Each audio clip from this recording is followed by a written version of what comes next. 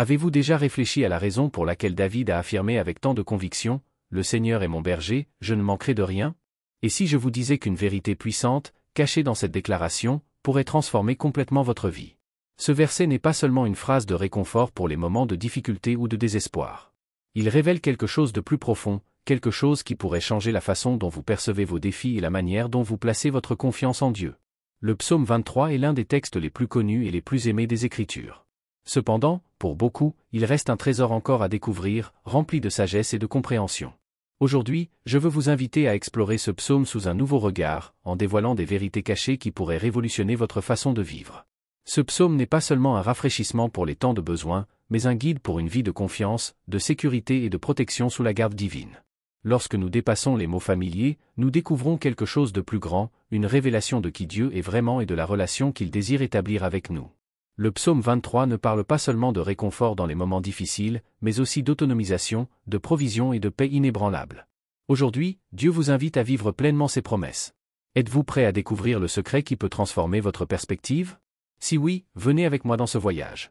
La profondeur de Le Seigneur est mon berger. L'ouverture du psaume 23, Le Seigneur est mon berger, je ne manquerai de rien, est bien plus qu'une simple description du caractère de Dieu. C'est une invitation à expérimenter sa protection, son amour et sa direction à un niveau profondément personnel. Le mot berger, choisi par David, porte une charge émotionnelle et pratique significative. Il évoque l'image d'un soigneur attentif, quelqu'un qui guide avec sagesse et connaît les besoins de son troupeau. Un berger n'est pas seulement celui qui observe à distance. Il vit parmi ses brebis, connaît chacune d'elles et s'engage à leur bien-être. De la même manière, Dieu n'est pas un observateur distant, mais un guide présent, intime et actif dans nos vies. Il est profondément impliqué dans chaque aspect de notre voyage, prenant soin de nous avec amour et dévouement. Le sens du soin divin. En tant que berger, David comprenait pleinement ce que signifiait prendre soin d'un troupeau. Il savait que les brebis dépendaient entièrement de leur chef pour la protection, la nourriture et la direction. Ainsi, en affirmant que Dieu était son berger, David faisait une déclaration audacieuse. Dieu ne se contente pas de connaître nos besoins, mais il est personnellement investi pour les satisfaire. Il n'est pas une figure lointaine, mais un compagnon aimant qui marche à nos côtés, nous guidant sur des chemins sûrs, même au milieu des tempêtes et des défis. La promesse de « je ne manquerai de rien ». Lorsque David déclare « je ne manquerai de rien », il ne parle pas seulement de l'absence de manque matériel. Il reconnaît la suffisance de Dieu dans tous les aspects de la vie. Cette affirmation est un rappel que, même dans les moments d'incertitude ou de peur, nous pouvons reposer sur la certitude que Dieu pourvoit à tout ce qui est essentiel. Il connaît nos besoins les plus profonds et travaille sans cesse pour nous donner ce dont nous avons besoin, que ce soit de la force, de la paix ou de la direction. Une invitation à la confiance. Le psaume 23 nous invite à un niveau de confiance qui va au-delà des circonstances immédiates. Il nous assure que Dieu est avec nous à chaque étape du chemin, même dans les vallées les plus sombres. Nous ne sommes pas seuls, le berger est présent, guidant, protégeant et pourvoyant. C'est une vérité qui non seulement réconforte, mais qui fortifie. Quelle que soit l'épreuve que vous traversez en ce moment, rappelez-vous, le Seigneur est votre berger. Il ne se contente pas d'observer de loin, mais marche à vos côtés, pourvoyant à tous vos besoins. Voilà le secret puissant caché dans ce psaume, la promesse d'un Dieu personnellement investi dans votre vie, prêt à vous guider et à vous soutenir dans toutes les situations. C'est une affirmation claire et puissante de confiance dans la capacité de Dieu à pourvoir.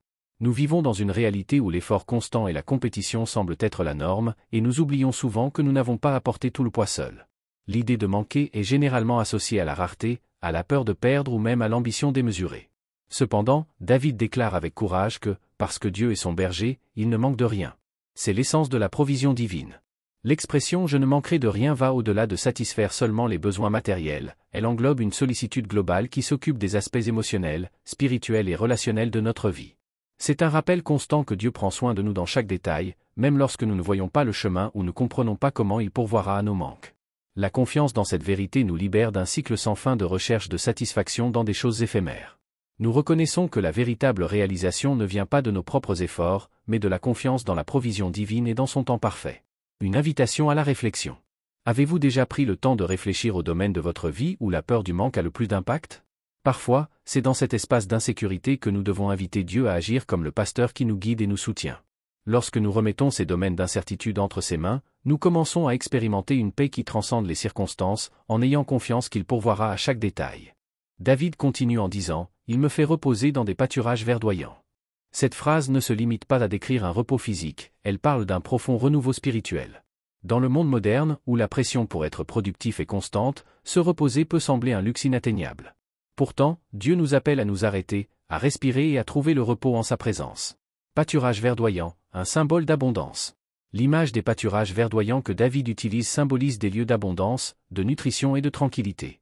Dieu ne nous conduit pas vers des terrains arides, mais vers des espaces où notre âme peut se nourrir et être renouvelée. Cependant, ce repos n'est pas synonyme d'inertie. C'est une opportunité pour nous reconnecter à la grâce de Dieu et nous rappeler que nous ne sommes pas soutenus seulement par nos forces, mais par sa bonté. Prendre des moments pour se reposer en Dieu est un acte de foi et d'adoration. C'est une manière de reconnaître qu'en dépit de la pause dans nos efforts, il reste maître du contrôle. Ses provisions dépassent toute attente et arrivent souvent de manière inattendue. Ainsi, au cours de votre parcours, recherchez vos pâturages verdoyants, ces moments de pause qui restaurent votre énergie et renforcent votre confiance en sa protection divine. Eau tranquille, l'appel à la paix intérieure. Le psaume 23 dit aussi, « Il me guide vers des eaux tranquilles ». Cette image représente la paix que nous trouvons dans la présence de Dieu, une paix qui ne dépend pas des facteurs extérieurs, mais de notre connexion avec lui. Dans un monde rempli de bruit, de distractions et de chaos, c'est une offre de sérénité inébranlable. Ces eaux symbolisent un lieu où nous pouvons reposer notre âme, loin de l'anxiété et de la pression du quotidien. Lorsque nous choisissons de boire à cette paix, nous nous permettons d'entendre la voix de Dieu, qui nous guide avec calme et sécurité. Un défi à vivre. La prochaine fois que vous vous sentirez accablé, rappelez-vous, Dieu est votre pasteur. Il est avec vous, vous guidant vers des pâturages verdoyants et des eaux tranquilles, renouvelant votre force et apportant la paix à votre cœur. Acceptez l'invitation divine à faire confiance à sa provision et à son soin. Lorsque nous reposons notre foi en Dieu, nous trouvons non seulement du réconfort, mais aussi un renouveau pour continuer notre chemin avec sécurité et confiance. Dans un monde plein de bruit, de chaos et de distractions constantes, l'invitation à boire des eaux tranquilles de la paix de Dieu est un cadeau. La provision de Dieu est toujours abondante. Ses eaux ne se tarissent jamais, et sa paix ne finit jamais. Le mot-clé ici est calme. La paix de Dieu est calme. Elle est calme. Elle ne se précipite pas. Elle ne force pas. Elle coule simplement. Pensez à la dernière fois où vous avez ressenti la paix. Peut-être était-ce près d'un lac tranquille ou lors d'une soirée calme lorsque tout semblait ralentir. C'est cette paix que Dieu nous offre. C'est une paix qui coule silencieusement dans nos âmes, nous renouvelant, nous restaurant et nous aidant à voir clairement. Lorsque nous choisissons de faire confiance à la provision de Dieu, nous cessons de chercher des solutions mondaines à nos problèmes. Au lieu de cela, nous nous inclinons vers ces eaux tranquilles, sachant que nous n'avons pas besoin de lutter pour la paix. Nous devons simplement croire qu'elle est déjà disponible pour nous. Le psaume 23, 3 dit, « Il restaure mon âme ».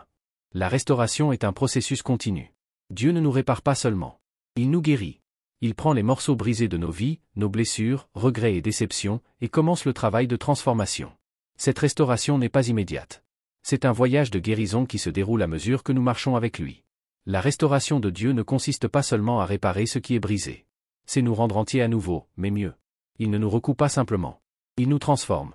La guérison que Dieu offre va au-delà de l'extérieur. Elle touche les parties les plus profondes de nos cœurs, les restaurant à leur état original prévu. La restauration est un choix.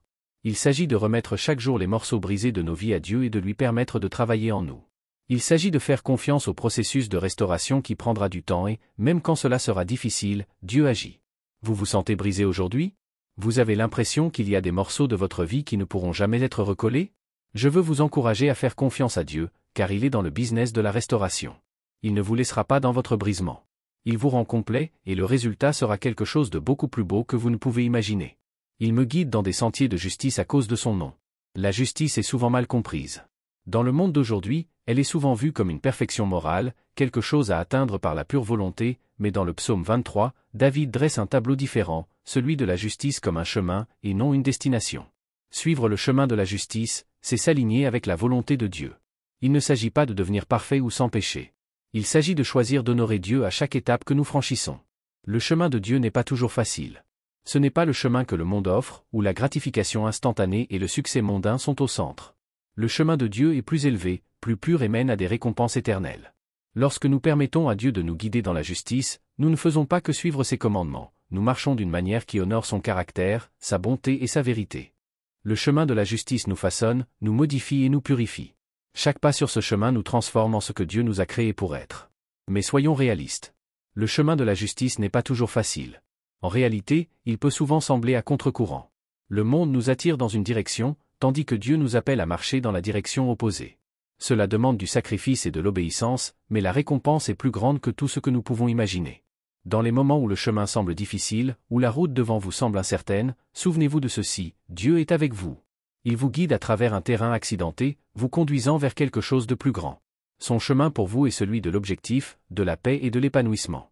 Le psaume 23,4 dit « Même si je marche dans la vallée de l'ombre de la mort, je ne craindrai aucun mal. » La vallée, un endroit que nous devons tous traverser à un moment donné de notre vie.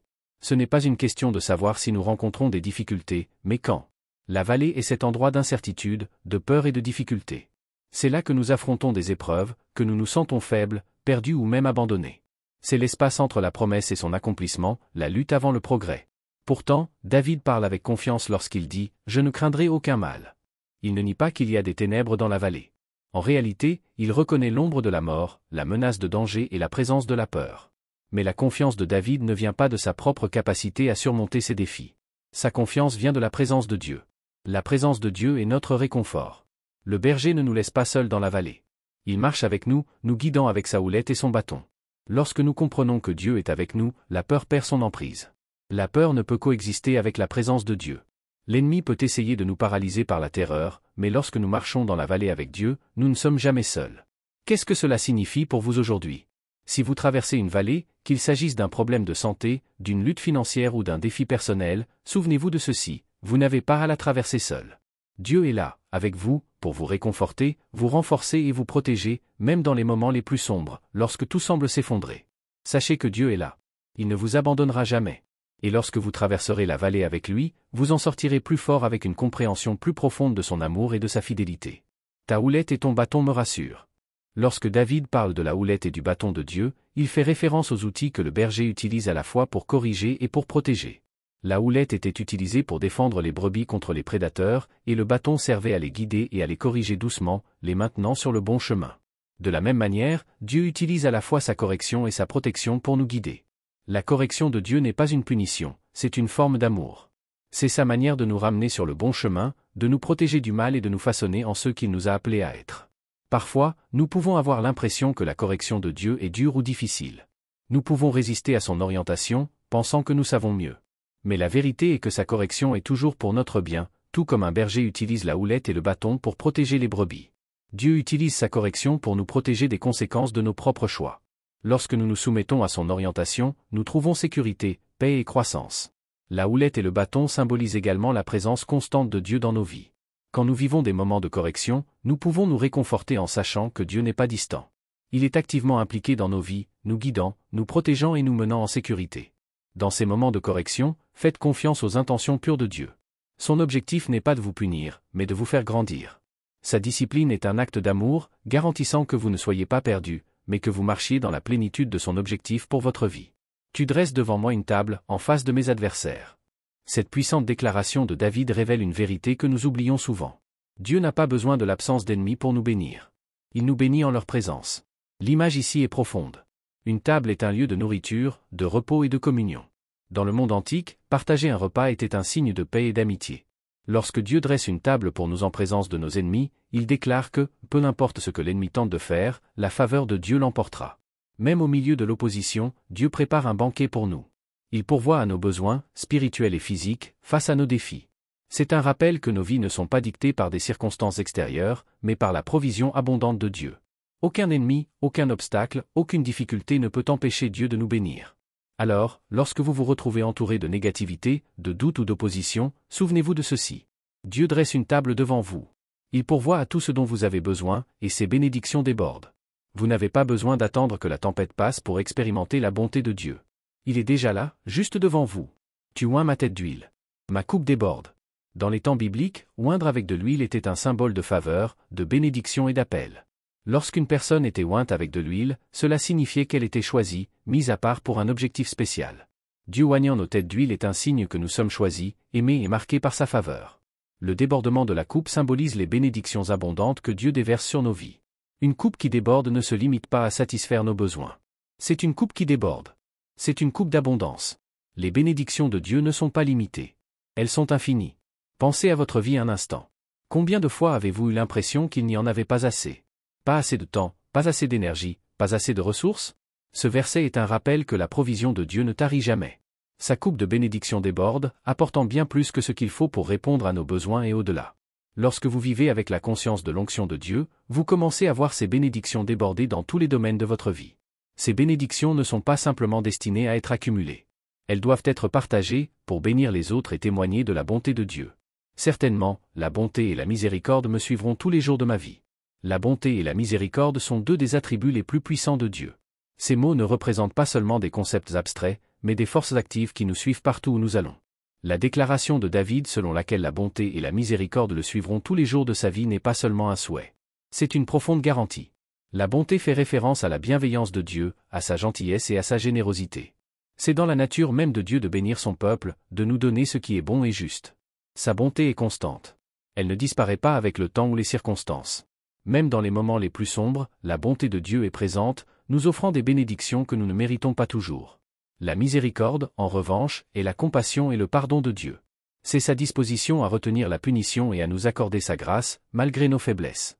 La reconnaissance de David selon laquelle la miséricorde le suit tous les jours de sa vie est un rappel du pardon constant de Dieu, de sa capacité à effacer nos erreurs et de sa volonté de nous aider à repartir à zéro. Ensemble, la bonté et la miséricorde sont comme des anges jumeaux qui nous protègent, nous guident et nous soutiennent chaque jour.